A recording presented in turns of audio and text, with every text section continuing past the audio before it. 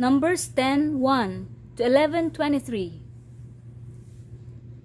Now the Lord said to Moses, "Make 2 trumpets of hammered silver for calling the community to assemble and for signaling the breaking of camp. When both trumpets are blown, everyone must gather before you at the entrance of the tabernacle. But if only one trumpet is blown, then only the leaders, the heads of the clans of Israel, must present themselves to you. When you sound the signal to move on, the tribes camped on the east side of the tabernacle must break camp and move forward. When you sound the signal a second time, the tribes camped on the south will follow. You must sound short blasts as the signal for moving on. But when you call the people to an assembly, blow the trumpets with a different signal. Only the priests, Aaron's descendants, are allowed to blow the trumpets. This is a permanent law for you to be observed from generation to generation. When you arrive in your own land and go to war against your enemies who attack you, sound the alarm with the trumpets. Then the Lord your God will remember you and rescue you from your enemies. Blow the trumpets in times of gladness too, sounding them at your annual festivals and at the beginning of each month. And blow the trumpets over your burnt offerings and peace offerings. The trumpets will remind your God of his covenant with you. I am the Lord your God." In the second year after Israel's departure from Egypt, on the 20th day of the second month, the cloud lifted from the tabernacle of the covenant. So the Israelites set out from the wilderness of Sinai and traveled on from place to place until the cloud stopped in the wilderness of Paran. When the people set out for the first time, following the instructions the Lord had given through Moses, Judah's troops led the way. They marched behind their banner, and their leader was Nahshon, son of Amminadab. They were joined by the troops of the tribe of Issachar, led by Nethanel, son of Zuar, and the troops of the tribe of Zebulun, led by Eliab, son of Helon. Then the tabernacle was taken down, and the Gershonite and Merarite divisions of the Levites were next in the line of march, carrying the tabernacle with them. Reuben's troops went next, marching behind their banner. Their leader was Elizur, son of Shedur. They were joined by the troops of the tribe of Simeon, led by Shelomiel, son of Zurishaddai, and the troops of the tribe of Gad, led by Eliasaph, son of Deuel.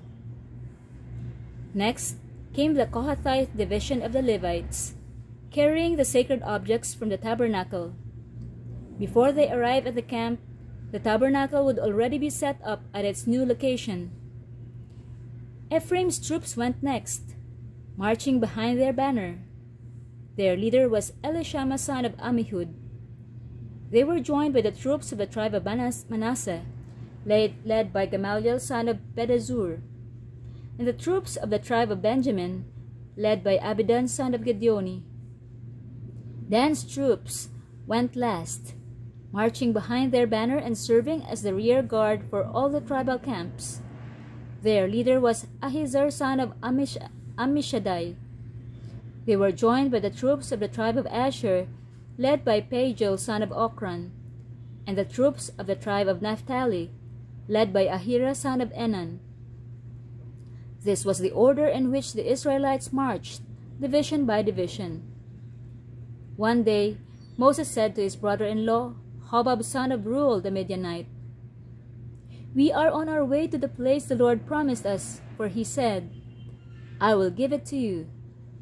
Come with us, and we will treat you well, for the Lord has promised wonderful blessings for Israel."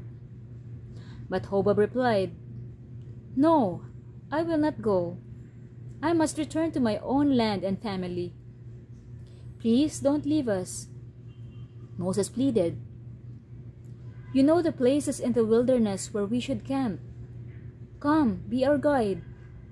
If you do, we'll share with you all the blessings the Lord gives us."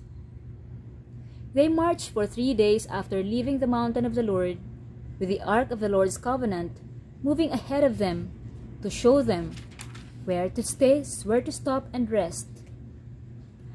As they moved on each day, the cloud of the Lord hovered over them. And whenever the ark set out, Moses would shout, "Arise, O Lord, and let your enemies be scattered. Let them flee before you." And when the ark was set down, he would say, "Return, O Lord, to the countless thousands of Israel." Soon the people began to complain about their hardship, and the Lord heard everything they said. Then the Lord's anger blazed against them, and he sent a fire to rage among them, and he destroyed some of the people in the outskirts of the camp. Then the people screamed to Moses for help, and when he prayed to the Lord, the fire stopped. After that, the area was known as Tabera, which means the place of burning, because fire from the Lord had burned among them there. Then the foreign rabble who were traveling with the Israelites began to crave the good things of Egypt. And the people of Israel also began to complain. "Oh, for some meat!" they exclaimed. "We remember the fish we used to eat for free in Egypt, and we had all the cucumbers, melons, leeks, onions, and garlic we wanted. But now our appetites are gone. All we ever see is this manna." The manna looked like a small coriander seed, and it was pale yellow like gum resin. The people would go out and gather it from the ground. They made flour by grinding it with hand mills or pounding it in mortars. Then they boiled it in a pot and made it into flat cakes. These cakes tasted like pastries baked with olive oil. The manna came down on the camp with the dew during the night. Moses heard all the families standing in the doorways of their tents whining, and the Lord became extremely angry. Moses was also very aggravated. And Moses said to the Lord, "Why are you treating me, your servant, so harshly? Have mercy on me. What did I do to deserve the burden of all these people? Did I give birth to them? Did I bring them into the world? Why did you tell me to carry them in my arms like a mother carries a nursing baby? How can I carry them to the land you swore to give their ancestors? Where am I supposed to get meat for all these people? They keep whining to me saying, 'Give us meat to eat.' I can carry all these people by myself. The load is far too heavy. If this is how you intend to treat me, just go ahead and kill me. Do me a favor and spare me this misery." Then the Lord said to Moses, "Gather before me 70 men who are recognized as elders and leaders of Israel. Bring them to the tabernacle to stand there with you. I will come down and talk to you there. I will take some of the Spirit that is upon you, and I will put the Spirit upon them also. They will bear the burden of the people along with you, so you will not have to carry it alone. And say to the people, 'Purify yourselves, for tomorrow you will have meat to eat.' You were whining, and the Lord heard you when you cried, 'Oh, for some meat!' You were better off in Egypt. Now the Lord will give you meat, and you will have to eat it. And it won't be for just a day or two, or for 5 or 10 or even 20. You will eat it for a whole month until you gag and are sick of it. For you have rejected the Lord who is here among you, and you have whined to him, saying, 'Why did we ever leave Egypt?' But Moses responded to the Lord, 'There are 600,000 foot soldiers here with me, and yet you say, I will give them meat for a whole month. Even if we butchered all our flocks and herds, would that satisfy them? Even if we caught all the fish in the sea, would that be enough?' Then the Lord said to Moses, 'Has my arm lost its power? Now you will see whether or not my word comes true. Mark 14, 1-21. It was now 2 days before Passover and the festival of unleavened bread. The leading priests and the teachers of religious law were still looking for an opportunity to capture Jesus secretly and kill him. But not during the Passover celebration. They agreed, or the people may riot. Meanwhile, Jesus was in Bethany at the home of Simon, a man who had previously had leprosy. While he was eating, a woman came in with a beautiful alabaster jar of expensive perfume made from essence of nard. She broke open the jar and poured the perfume over his head. Some of those at the table were indignant. "Why waste such expensive perfume?" they asked. "It could have been sold for a year's wages and the money given to the poor." So they scolded her harshly. But Jesus replied, "Leave her alone. Why criticize her for doing such a good thing to me?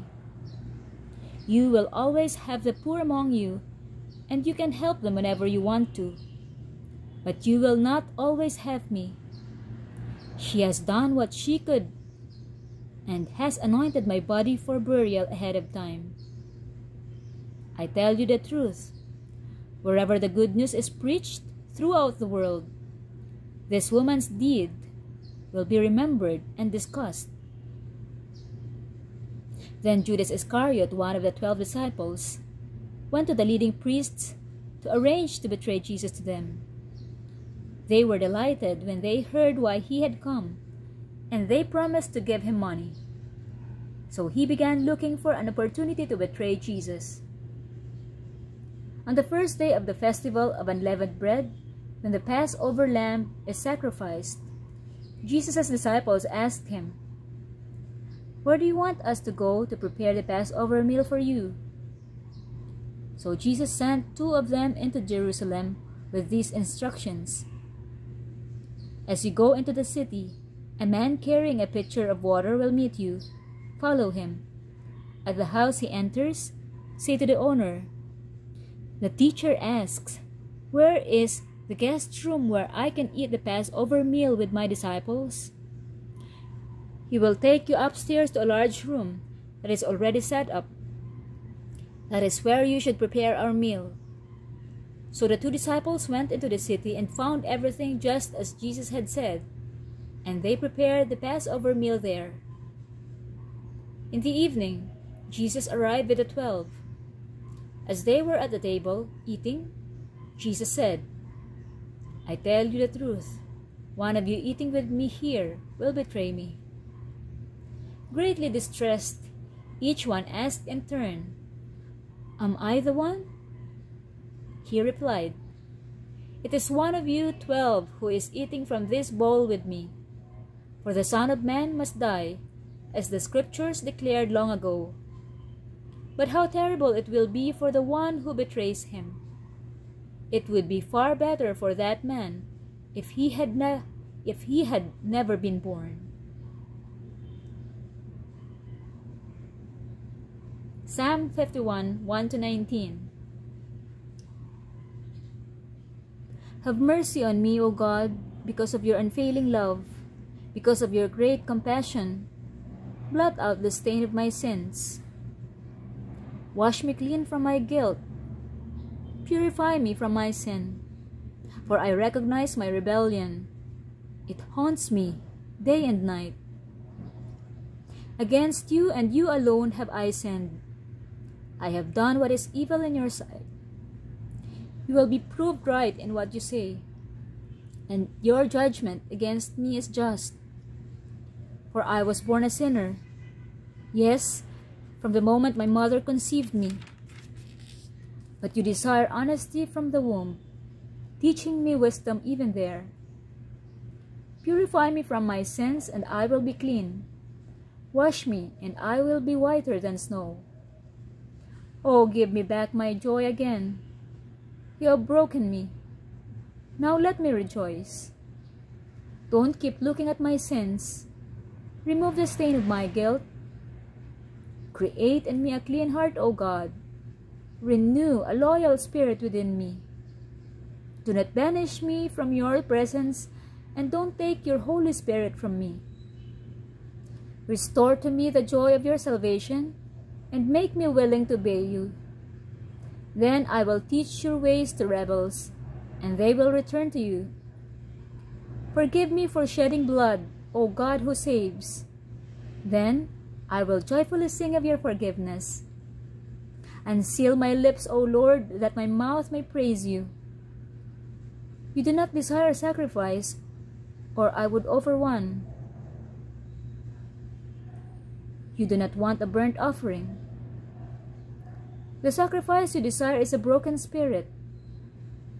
You will not reject a broken and repentant heart, O God. Look with favor on Zion and help her. Rebuild the walls of Jerusalem. Then you will be pleased with sacrifices offered in the right spirit, with burnt offerings and whole burnt offerings. Then bulls will again be sacrificed on your altar. Proverbs 10:31-32. The mouth of the godly person gives wise advice, but the tongue that deceives will be cut off. The lips of the godly speak helpful words, but the mouth of the wicked speaks perverse words.